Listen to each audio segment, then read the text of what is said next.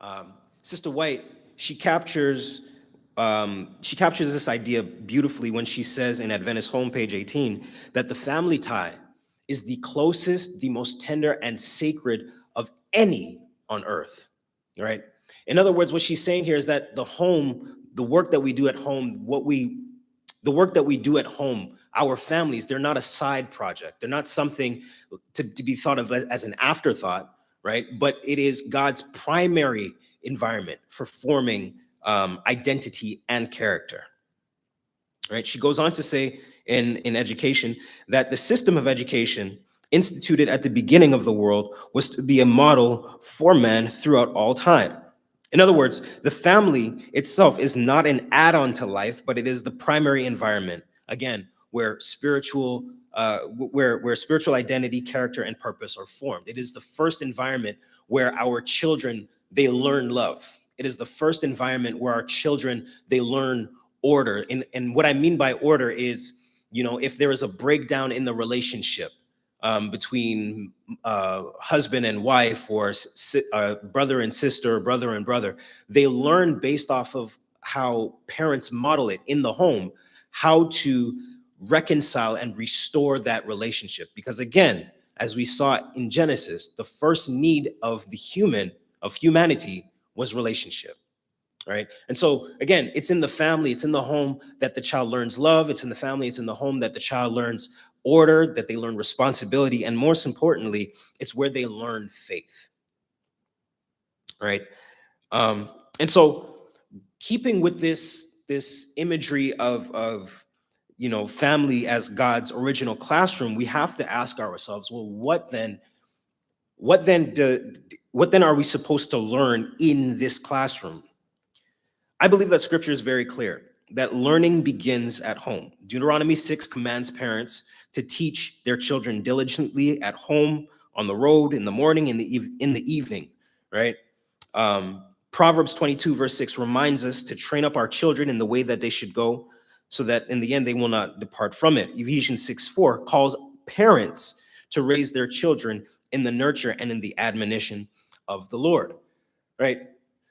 There is a biblical pattern for how families to operate, but there is a biblical pattern that we are also seeing for discipleship, where faith can grow, where faith can be nurtured, and where our children and, God willing, their children can continue this cycle moving forward.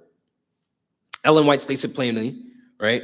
Um, Ellen White states it plainly, where she says that the family was the school and the parents were the teachers in education, page 24, right? And then she also says, again in Adventist Home, page 13, holiness to God is to pervade the home, is to pervade the home, right? These are not just metaphors that she's trying to draw on. These are insights that I believe that she received from the Lord that instruct us on how we ought to instruct our children in today's crazy world. And the reason why I say that is because we know that from developmental psychology, that the earliest relational environment literally shapes a child's brain, right? It forms these neural pathways that determine, a child's ability to trust. They determine a child's ability to have a sense of worth, even emotional regulation, right? Have you ever been driving, and something happens on the road, and you kind of look over to your side and you see the person next to you kind of just losing it, like they're shouting maybe, or something to that effect? The reason why developmental psychologists suggest that the reason why people end up in these types of situations where even the slightest thing seems to set them off is because it's likely that something happened in their childhood that formed that neural pathway, that neural network. And so they learned, or they developed an inability because of whatever that incident was. They developed an inability to emotionally regulate themselves, so that when the smallest thing has happened, they have a complete meltdown because they don't know how to handle it. They don't know how to cope, right? Um, and so this is why, as I kind of alluded to earlier, um, this is why what we model in the home is far more powerful than what we actually say, right? Because our children, they will hear what we say, but they will also see what we do, right? Again, as parents, we model before our children are able to go to any kind of K through 12. They learn more from what we do and how we act and how we interact with our spouses, even obliviously, right? They learn that more than what we actually say to them, right? That's why you can be walking around your house, right? And then you hear your child say something, and you're like, where did you learn that from? Well, they learned it from you, right? They learned it from what was on the TV. If I can tell on myself a little bit today, when I was younger, uh, I would walk around the house and I would say this thing. I would say, and what I would say is, "What the beep," right? But I wouldn't say the curse. I would actually say, "What the beep," right? And my mom, she thought it was just now. For context, I come from a two-parent household, right? But my mom, for whatever reason, she thought, that I was a child that was just being silly, right?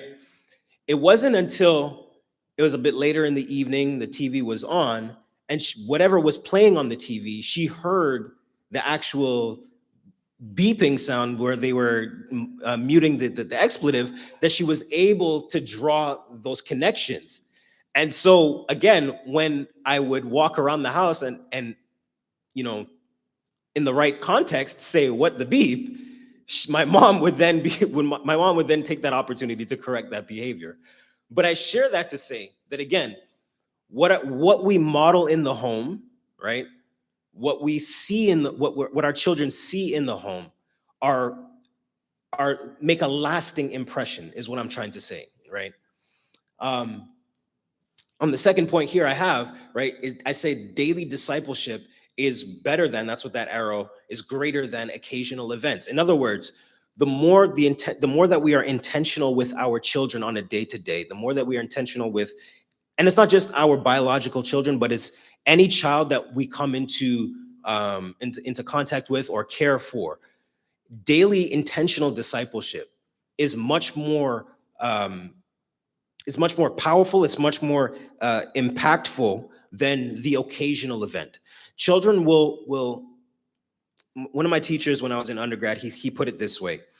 He says, "Our children will be more forgiving to us." And again, he was speaking within the context of being a pastor, but I think the application is still there for parents across the board. Our children will be much more forgiving with us, right?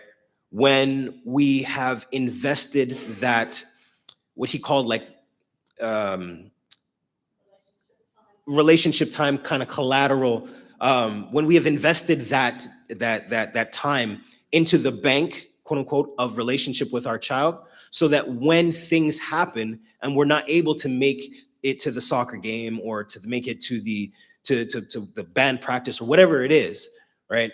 Our child will be a lot more understanding and a lot more forgiving, because they understand, just because dad or mom doesn't come to my basketball game this one time, that doesn't mean that I'm not loved or that they don't care, right? Because you've put in enough capital, right? So that if you have to withdraw something, right, to say, "Listen, I can't make it today," the child still understands, right? But that only happens on a day-to-day, um, consistent a basis of being intentional with your children, right? And again, our homes, it determines the spiritual probability of the children. What I mean by that is, consistency in all forms, right? It forms the character, and our home is where our child's identity is formed, not merely by instruction but by imitation, right? So in other words, the more that we what's the word I'm looking for? The more that we demonstrate a home or an attitude or a life that is consistent with our devotion, right? That is consistent with how we treat one another, whether it's in kindness or in love. Mom and dad can be upset at each other, but they still love each other. They still hold on to each other, that kind of thing. That environment will determine the spiritual probability of the decisions that our children will make. Because when they get to age making decisions, right? Or you know what I'm saying. When they get to that age where they can make decisions for themselves, right? The age of accountability. Thank you, Debbie. The chances are that because of what was modeled in the home, right? The chances are that they won't, they will or they won't act or go in a certain direction because of what they saw. If they saw at home that mom and dad were yelling at each other and they were mean to each other and they just genuinely didn't like each other, but when they come to the church and mom and dad are arms around each other, chances are our children will see that and they'll make a decision based off of that to say, if this is what Christianity is, then I don't want it, right? And that's the negative side of things. But on the positive side of things also, when they see, like for myself, for example, my parents, and I've said, my father's passed away now, but I've said this to my mom multiple times. You know, I couldn't tell when my parents were upset at each other. And I was having a conversation with my mom, and I have permission to share this, so that's why I'm saying it. But I had conversations with my mom where she would tell me, you know, that whatever it was that my parents were arguing about, right? There was a period where for days my dad was upset about something that happened, right? And for days he wasn't really speaking with my mom. And my mom was talking about how that separation, that it affected her, it hurt her, right? But from my perspective as one of the two children in the home, I couldn't tell that was happening, right? Because even though my dad was still upset with my mom, when she was around, it wasn't one of those things where she walks into the room and immediately he kind of like, and walks out, right? It wasn't one of those things where they couldn't have a discussion or a dialogue about things that needed to happen in the home, right? So even though they weren't even though they were at a rough point or a patchy friction point in their relationship, what they were modeling was what love actually is, what the Bible says, that love keeps no record of wrong, right? And so they were able to work through their issues while still being able to model what a healthy marital relationship looks like. I would say that they were a good example, yes, right? I would definitely say that they were a good example, right? So again, but for all of this now to take place, again, because we're talking practical steps, right? For all of this to take place, or for this formation to take root, the atmosphere of the home, it has to be shaped intentionally. Colossians 3:12 through 14, right? It says, therefore, as God's chosen people, talking about us, holy and dearly loved, clothe yourselves with what? Compassion, kindness, humility, gentleness, and the biggest one, in my opinion, patience, right? Bearing with each other and forgive one another if any of you has a grievance against someone. Forgive as the Lord forgave you. And over all these virtues, put on love, which binds all of them to get them all together in perfect unity, right? So again, the atmosphere of the home has to be set, right? It has to be set, and it has to be shaped intentionally. That's the key. It's intentional. What Colossians is instructing us to do doesn't happen if we're not intentional, right? Because we can be upset with our spouses, we can be upset with our children to the point where we can't put on love, or we choose not to put on love. Let me put it that way, because you can always choose, right? Doesn't matter how upset you are, you can always choose, right? Um, so it has to be intentional, even when you don't want to, because leaving your socks on the floor is something that absolutely aggravates you, right? You have to be able to say, you know what, I still love you, even though you leave your socks on the floor. I still love you, even though you haven't helped me with the laundry in the last 3 weeks. I still love you, even though I'm the one that's always cooking. I still love you, even though whatever. You get what I'm saying? Again, in the Adventist home, Sister White, she writes, every home should be a place of love, a place where the angels of God abide, working with softening, subduing influence upon the hearts of parents and children. And so again, we're all adults in the room, but this place, this home of love, it's not just for us, but it's also for our children as well, right? This kind of atmosphere doesn't happen accidentally. It's cultivated through, you know, what today we would call emotional safety, right?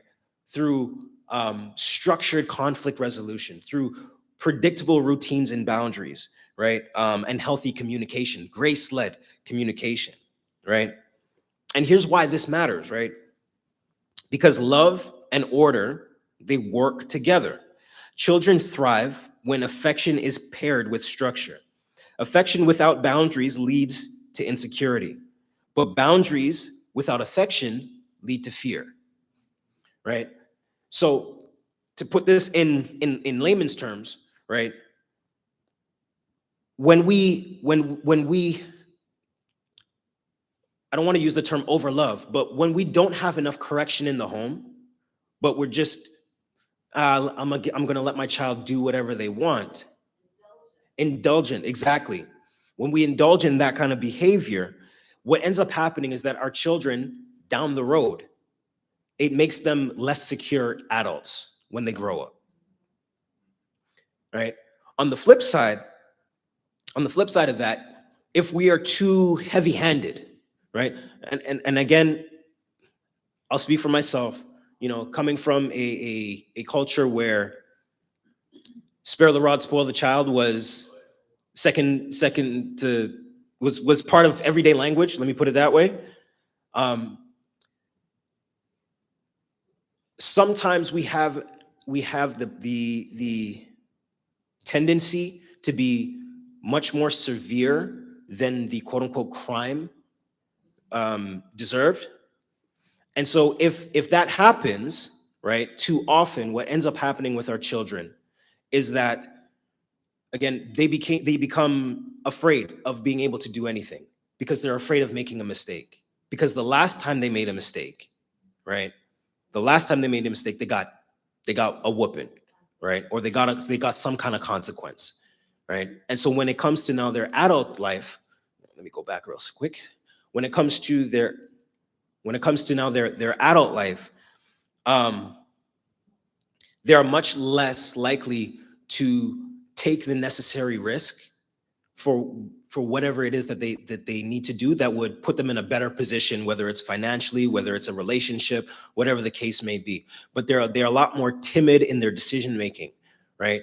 Um, and they lack that confidence. And so that's what I mean when I say affection without boundaries leads to insecurity, but boundaries without affection, it leads to fear, right? The gospel shapes how we ought to handle conflict.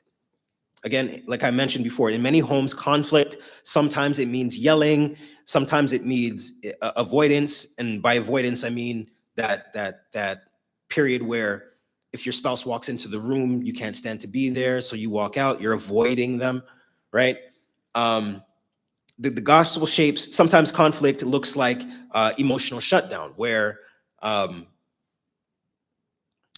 where before you were lovey-dovey, huggy-huggy with your spouse, but now it's cold as Antarctica. Right? And the kids can notice that as well. They can pick it up very easily, right? So again, sometimes, right, this is what we understand conflict to be, but these behaviors teach children that if this is what's happening, that relationships aren't safe. And so that's why you have certain children growing up now saying, I don't want to get married. Because what I've seen is that my mom got beat up all the time, right? Or or dad was never around. I don't want that. I don't want that for myself, right? So it leads them to view relationships that are unsafe. And it's not just relationships as it pertains to marriage, but it's relationships across the board. I don't want to make friends with this individual, or I have difficulty making friends with this person because of what's happened before, right? Healthy conflict, however, it is rooted in intentional listening. That is not listening just to respond, but it's listening to the best of your ability in the moment to understand. And honestly, sometimes what that might call for is for if you're getting to a point, you have to be able to recognize within yourself or within your spouse to say, listen, I feel like we're getting to a point right now where we're not hearing each other. So maybe let's kind of take a step back from this, let the temperature kind of come down a bit, and let's revisit the conversation afterward, right? Healthy conflict, again, it's rooted in listening, in apology, and that's not just to your spouse, but it's to your children as well. I'll say it again, apology not just to your spouse, but to your children as well. Sometimes, as parents, and I'm speaking as a parent, it is difficult to apologize to my children when I know I'm wrong. It's can I be on can we be honest today? Sometimes it's hard to apologize, right? But in our apology, in being able to apologize, that is where the next step of healthy conflict resolution comes in, which is restoration. When you're able to apologize, meaningfully apologize, right? It tells the other person, I'm heard. It tells the other person I'm seen.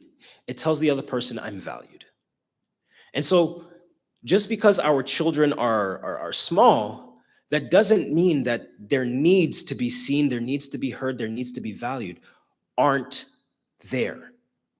But oftentimes what happens is that when parents, when we come down harshly on our children, and we have that moment, which I believe for many of us is the Holy Spirit saying to us, you were too hard on your child, and you should go apologize.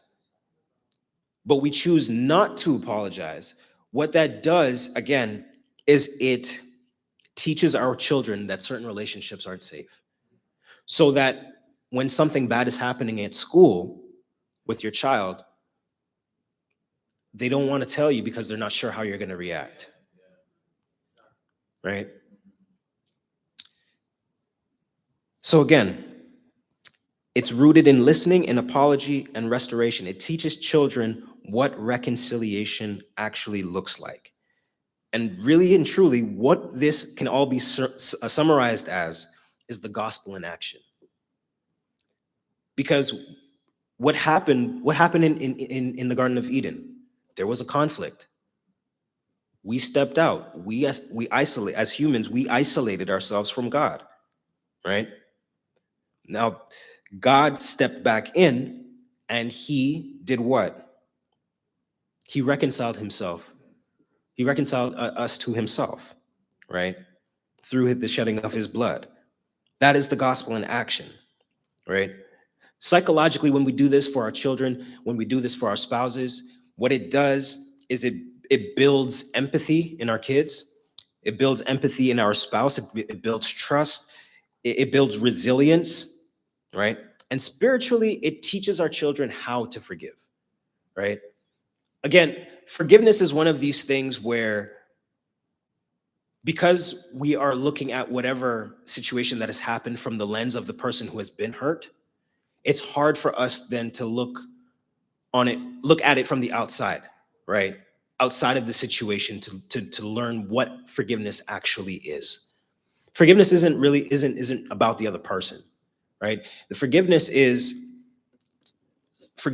about our ability to say, you know what, I'm not holding on to this weight, I'm not holding on to this poison anymore, and I'm going to give this burden to God, so that when, as God works on my heart, I can put on love and treat the individual like the brother or the sister, the mother, the father, whoever they are to us, right? And so again, spiritually, it teaches grace and forgiveness, right?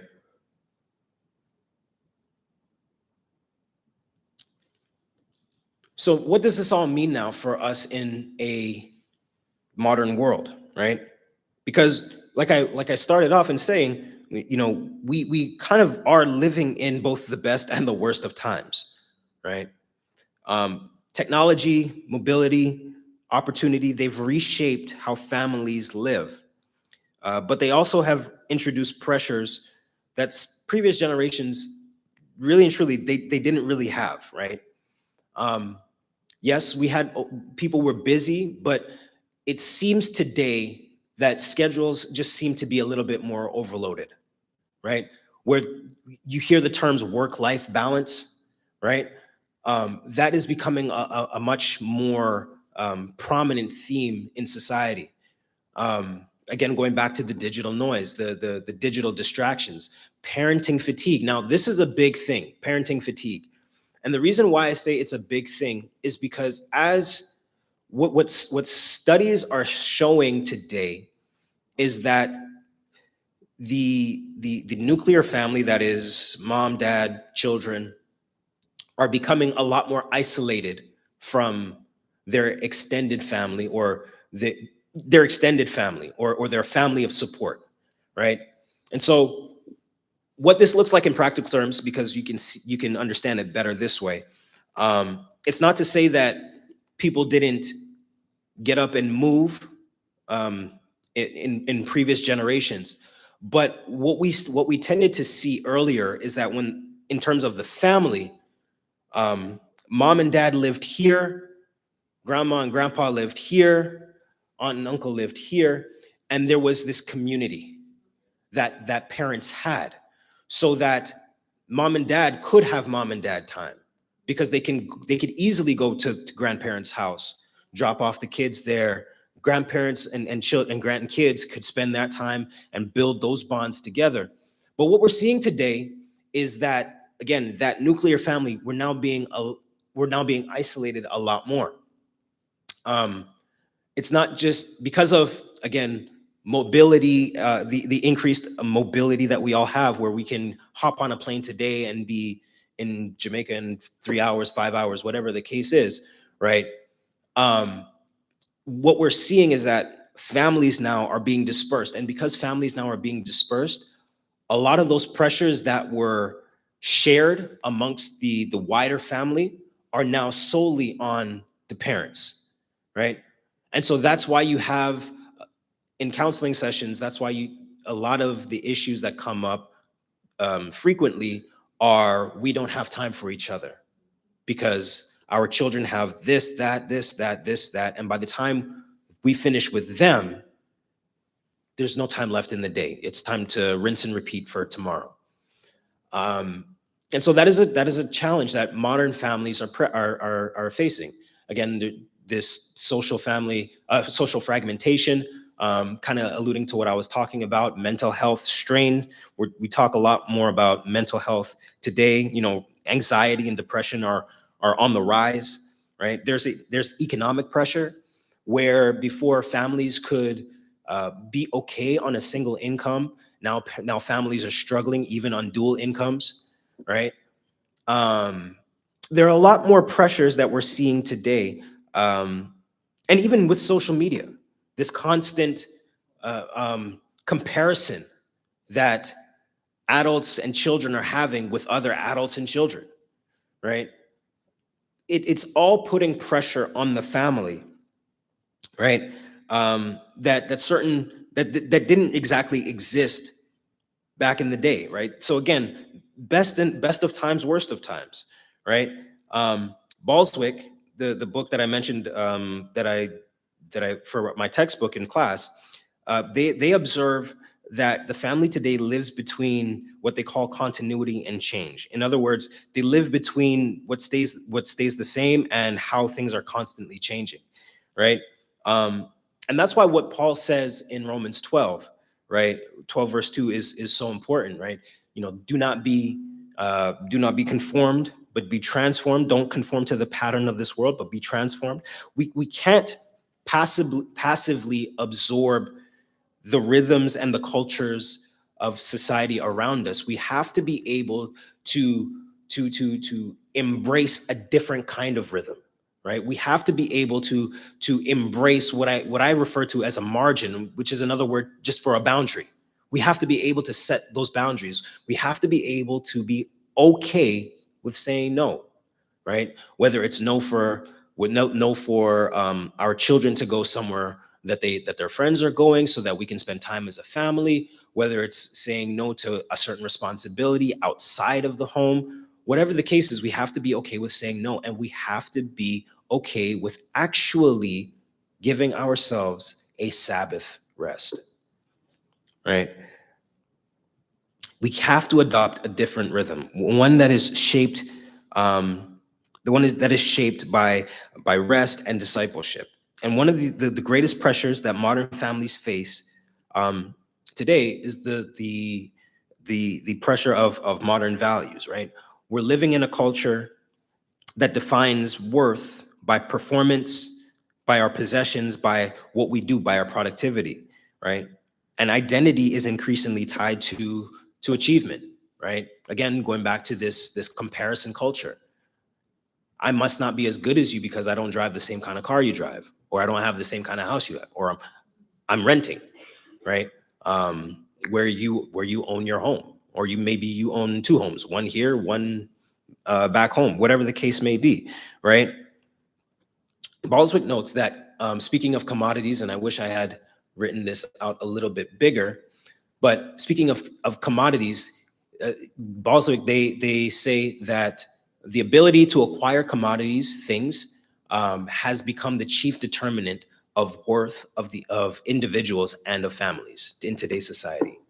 And that's one of the biggest things that families are facing today, right? Now, Jesus, he challenges us.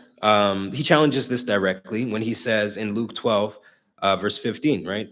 A man's life does not consist in the abundance of his possessions, right? Be on your guard, right?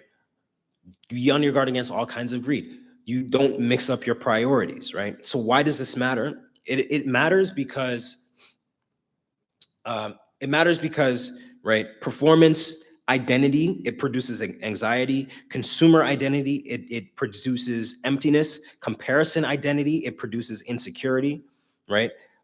Children raised in this system often learn to measure themselves by what they achieve instead of who they are in Christ. And that carries on into their adulthood, and to the point where when we are now adults in this church, we kind of measure ourselves by how much we can do in the church rather than who we are as children of God. All right. Christian families today, we must resist this pervading value by creating a home where identity is received, not earned. What does that mean? When you're speaking with your children, right, you tell them, you inform them of who they are. They are your children, they are loved. So it doesn't matter who says what, they understand that mom and dad, they love me. This is who I am. You tell them that they are children of God, right? So it doesn't matter whatever happens, the God who holds the universe also holds my hand through whatever it is that I'm going through. So I know that I can be resilient through whatever it is that's happening to me because of who I am in Christ, right? And so we resist this modern value by creating a home where their identity is received, it's not earned. Their identity is not in the kind of grades that they bring home. It's not in the number of accomplishments that they make on the basketball court or on the football field or soccer field. wherever, or gymnastics floor, it's their identity is received from them, is received by their is given to them by their parents, where their worth is rooted, not in their performance, but in who they are and who God created them to be, and in how God loved them to the point where He was able to redeem them. Right. And so we talk about practices of contentment, or practices of gratitude, right? Um, we teach this by, teaching our children what I call gratitude habits. Be grateful, right? You don't need to have 1,000,001 toys, but be grateful for the one or the two that you do have, right? Whatever it is, right? Service rhythms. What I mean by that is how we choose to serve the local church, how we choose to serve the local community, right? Get involved. Get involved in doing something that is bigger than yourself. Too often we kind of, like I said, this modern age society wants us to look at ourselves, what's happening to us, everything that's happening to us, me, me, me, me, me. Get involved in something that looks beyond you. I'll take your hand in a second.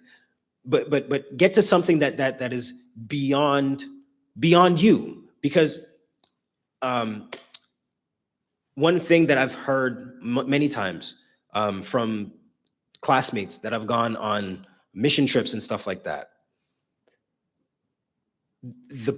what I've noticed is that the people that they were when they left are not the people that I saw in the hallways when they came back, because they were able to see, I got it good up here, right? But the people who are in Papua New Guinea, and that's just an example, but people in Papua New Guinea, they have certain people, they have nothing, right? And they were able to get involved with something that was bigger than themselves. So, Teresa? Yeah, what I want to say is the society we live in now is not what we need, it's what we want. Yes. And the problem of the families in every society, in everything, doesn't matter if they go to church or not, or they are with Christ or not. They look into this is what I want. Yeah. And that's the big problem because we need to look into what I need. Yeah, absolutely. Because when you look at what I need, the person can be happy. But because what I want, because a lot of things, I want that for what? You want that to come for one day and then you put it aside. This is what I always so much need. That's what you need, not what you want. I think every parent should say that to a child. And I agree with you 100%, because again, going back to the beginning, right? One of the first things that we discover is that our need that God resolved in the garden was through relationship. That was our need. So when I say be big, do something bigger, it's to establish or to build on that relationship, that need for relationship, right? Not every child can be a doctor. Not every child can be a lawyer. Child should go for be a constructor, electrician, mechanic, even a farmer. Mhm. We don't need to go take the big degrees. We don't need the doctor's degrees. That's what she says. For us to be happy, we need We need to embrace the God-given gifts. not what you want, Right. Mommy didn't want you to be. Right. No, you need to be like Also in that case, what I would say is there's nothing wrong with encouraging your child to go into that field if they're genuinely interested, right? Foster that and see where they go, right? But because that might be the calling that God has placed on their life. But to pigeonhole or to force a child into a specific field, that's where I kind of draw the issue, because it's not, again, it's what are the motives behind that, right? um Again, there's nothing wrong with having an idea or a plan for your child's life, right? But let the Holy Spirit lead in that, is what I'm trying to say. Two hands, and then I gotta move on. Go ahead. Absolutely.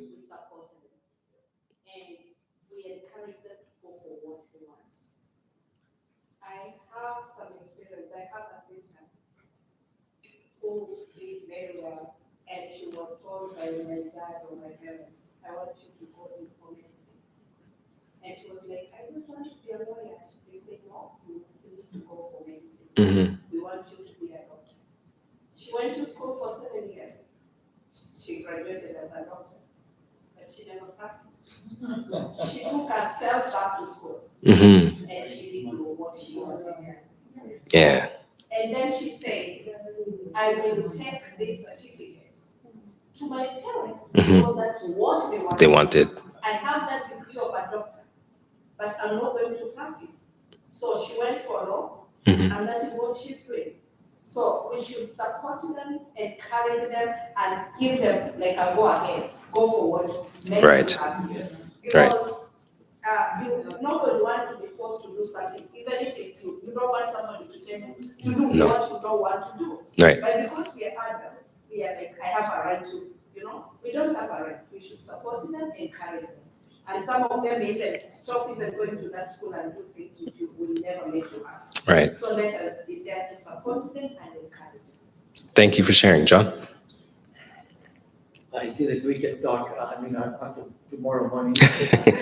But I just want to remind myself on the very beginning of creation, God actually gave first people opportunity to work. They had some tasks to do. The same thing is with our kids. So we have to employ our kids. Even they just really start walking, they need to feel that they're beneficial for them. Yes. Even with those small things. Yes. And small little minds. Yes. They can do something. They have to feel, to earn some results, to see some results behind it. That will have lots of benefits in their lives. Absolutely. As they grow. So I can say that God gave us boys with not developed that habit because they work. And I will never remember when my older son said to me, after he finished masters in science, he said to me, oh, Dad, I will never, because we looked some pictures when I was did 1 year farming, trying to do some farming in our place. And he said, I will never forget when I was walking behind the tractor, and trying to watch the planter if it's working well. I would do the same again, regardless of the school. And I can tell you that's something what we have to practice for ourselves and for our children, with our children. Work is very important thing. Education is different subject now. I don't want to talk about that. But it's very important thing, both things. So to add to what you shared, right? What I, again, I'm not a psychologist. I'm not trying to analyze your son, but what I can see based off of what I've read and what I can see on from what the story that you shared with me is what your son remembers, right? Is not just the work, but he remembers the time spent with you, right? And that's what made the lasting impact, so that when it comes time for him to do his master's, the work is secondary because it's the moments that he shares with you as his dad that he's able now to remember that and to grow from that. But again, it's that intentional time.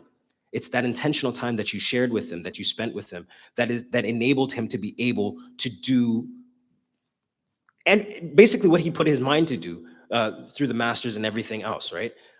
So thank you very much for sharing that, because that is a very practical, real life application of what it is that we're talking about today, right? Moving on, right? I want to talk about a little bit about grace. Don't really worry about reading this too much. Basically, what this slide is talking about is the necessity for grace in the home, right? Again, grace, what it does is that it creates that safety net that children internalize. And they internalize that through the tone of how the whatever discipline or whatever consequences that they're facing is shared. Again, not necessarily what you say, but how you say it and how you carry that your child through that that learning period, right? Going back to apology, right? Apology isn't just to build up the child, but it also teaches your children what it means to apologize, right? If your apology is simply, if your apology lacks action behind it, then you're going to teach your child that it's okay for me to be rude, to be disrespectful, to be insensitive, say the words, I'm sorry, right? And not actually change behavior that led to the other person being offended by you being disrespectful and rude and so on and so forth. Why? Because again, they're learning that from you as the parent in the home, right? And again, grace, it also teaches your children the gospel, right? It teaches forgiveness, which is what teaches your children the gospel. Again, what we practice in the home becomes the template for how our children understand not just us, but how they understand God as well, right? Because again, if mom and dad love God and this is how they treat me when I mess up, what is God going to do to me, right? If I go to him and I mess up, that kind of thing, right? Again, it's not just what we practice. It's not just what we practice, but grace is not just a what I call a moral virtue, but it is literally spiritual formation. It is a strategy for spiritual formation, right? Christian families, we don't form this kind of identity in isolation, but God has created the family and the church to support and reinforce what happens in the home, right? Ellen White, she writes in Adventist Home, page 15, that the well-being of society, the success of the church depend upon home influences. In other words, the home shapes the church and the church shapes the home, right? Hebrews 10 calls believers to encouragement and be faithful in gathering. Galatians 6, right? It instructs us to bear one another's burdens, um, to bear one another's burdens. And so when families participate in church life, right? Children, they don't just come to church for programming's sake, but our children, they ought to be able to gain spiritual mentors, right? Our parents are able to gain support with their children. And then there is this intergenerational relationship that becomes established that provides stability, right? And so our children learn hospitality, and through that, ministry ministry takes place, right? Parents, I know we've heard it said time and time again, but the family is our first church, right? Our families are our first church, right? And this church family here is the extended family of God, right? So again, families, we have to be able to build spiritual community intentionally. We got to show up, we got to serve, we got to participate. And when we do this, our children stay in the church. Why? Because their parents are here, right? But again, it's not just them, it's not just because we bring our children to church that they stay here. It's because of how the church also encourages, and in the same way that our family encourages our children to work, right? The church family, we have to all work together, and that's why children are able to stay. That's one of the reasons why children who are actively engaged in groups like adventurers or pathfinders are much more likely not to just remain members of the Adventist church in their adult years, but they're also more likely to be more faithful in their tithe, in returning their tithe, because there is a system that has been created, that is fostered for them to be able to actually feel like part of a church family, right?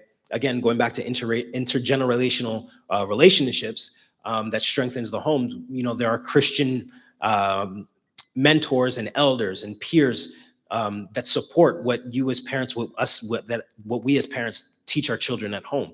They learn that, they get that reinforced here. And again, hospitality, it's evangelism. If we want our children to love the church, they must see us parents love the church as well, right? And not to get it twisted, but sometimes our children look at the church as something that takes their parents away from them because there isn't that intentional that investment into the bank that I was talking about before.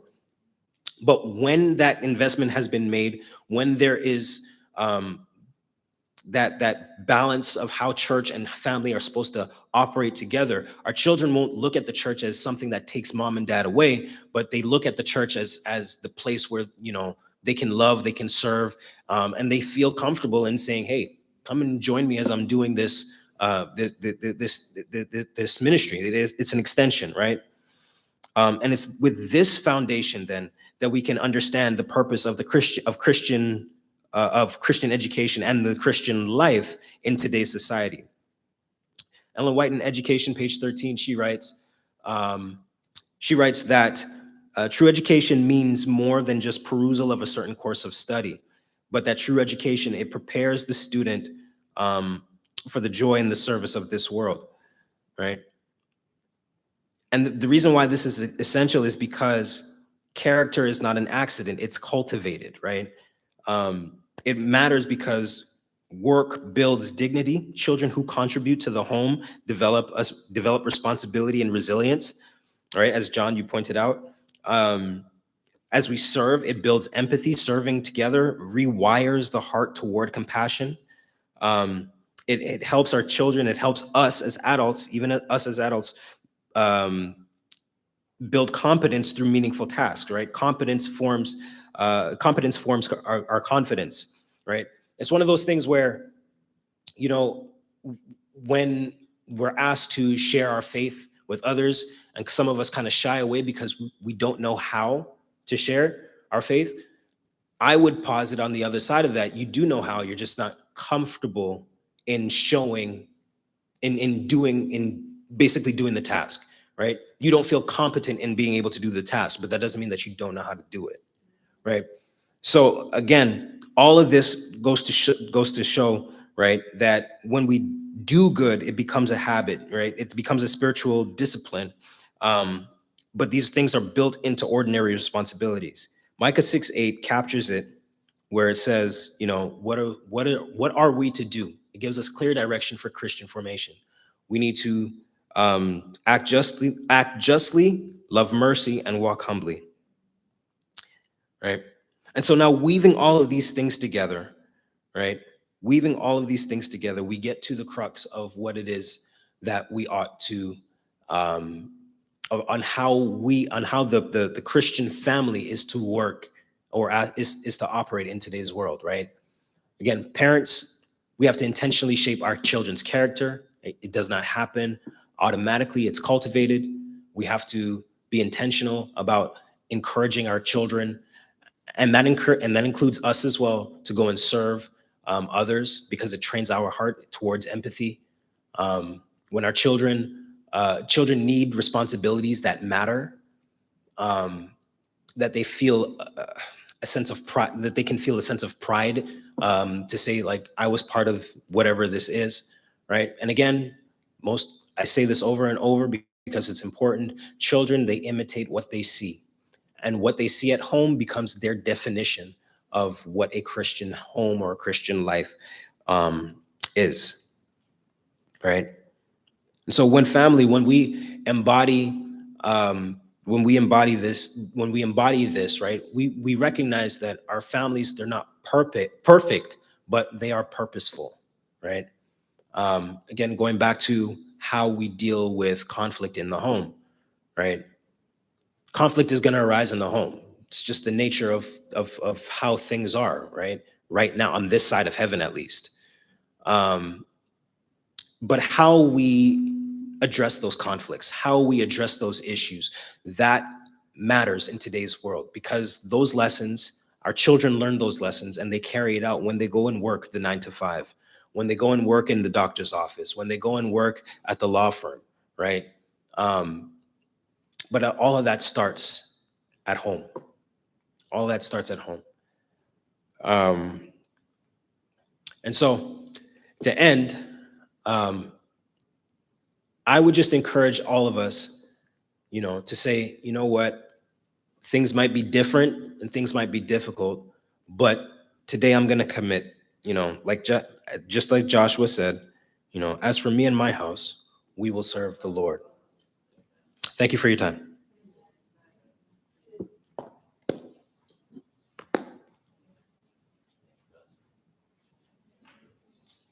I want to thank Pastor Sean for that beautiful presentation. Home is the first school. Be intentional about what you model.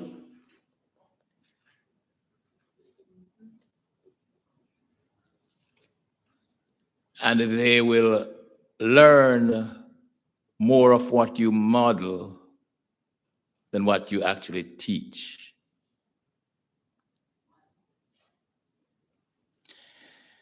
I hope you have heard something that you could take away from this afternoon session.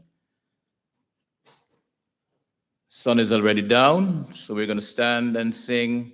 Oh, by the way, I think Pastor implied or said that all that foundation, everything that we spoke about, is built on what? That four-letter word, love. Shall we stand and we'll sing hymn number 655. Happy the home when God is there and love fills every heart.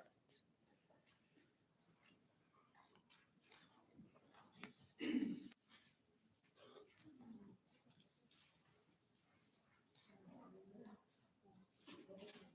think Mike is trying to find it for us. Yeah. Just in case, that's right.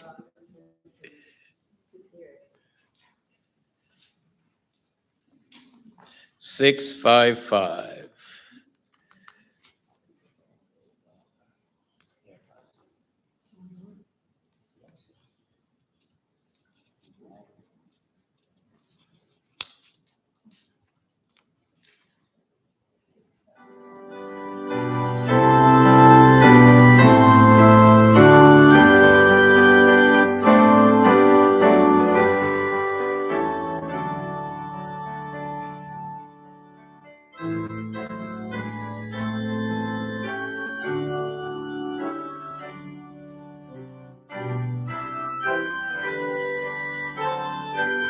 Happy?